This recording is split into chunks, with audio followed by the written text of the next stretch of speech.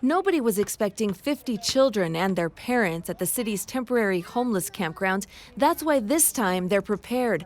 Father Joe's Villages will be operating a tent dedicated to families in a gated parking lot on its property. It will have beds and cribs for 150 people. We'll receive all the families that are in the campground, and then we think there's still more out there. Chief Program Officer Ruth Bruland with Father Joe's Villages says they're expecting many more babies, children, and their parents because of what they're seeing at their other shelters. We know that our waiting list for the Family Living Center is months and months long, so there are families out there, and we'll be ready to serve them. Bruland says Father Joe's is the most ideal location for the family tent because it's already equipped for children. We sometimes at our village and our regular buildings have up to 160 kids at a time, so we're used to all that kid activity. Inside the tent will be a kid-friendly area, and right next door is a therapeutic care center and licensed child care facility. So that's where we'll really want them to go, because then we can help them if they're behind in school. We can help them get caught up in school.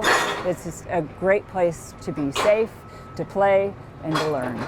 Bruland says having 150 additional people on campus will be a challenge. The child care programs have limited capacity. So do the dining halls, where 3 daily meals are provided. Yeah, we know we're going to have to extend the hours to serve everybody. The tent is set to open in late December. Bruland says they'll work hard to provide the best care possible. A tent isn't an ideal situation, so as quickly as we can, we'll move people from the tent into our regular structure. A couple blocks away on 16th Street and Newton Avenue is where a second tent will provide 350 beds for men and women. It will be run by the Alpha Project. Amy Gagno is Chief Operating Officer. We have women in the front, and then we have barriers between the two sections and men in the back. The nonprofit operated the city's winter tent program for 2 decades. It's currently managing the city's homeless campground in Golden Hill, which opened in September for 200 people.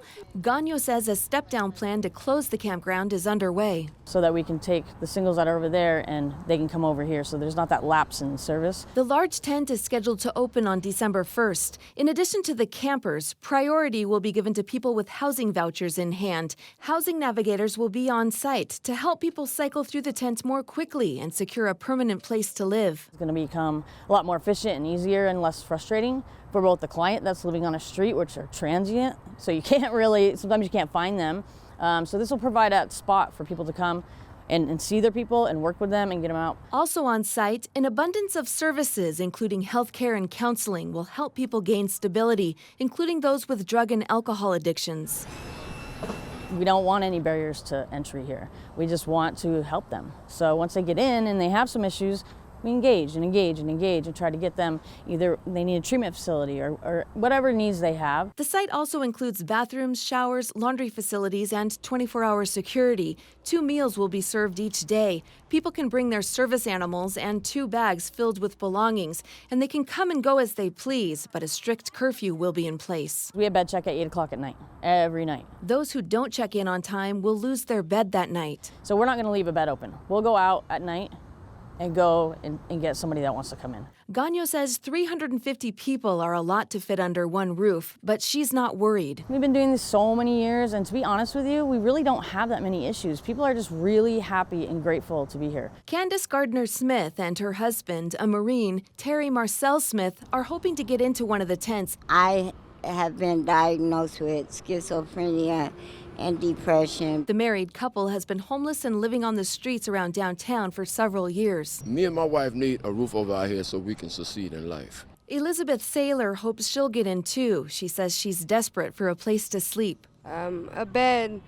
a safe environment that's drug-free, and that would be important too, especially if I was trying to be clean. A homeless count taken in January found more than 5,600 people in the county sleeping on the streets. Susan Murphy, KPBS News.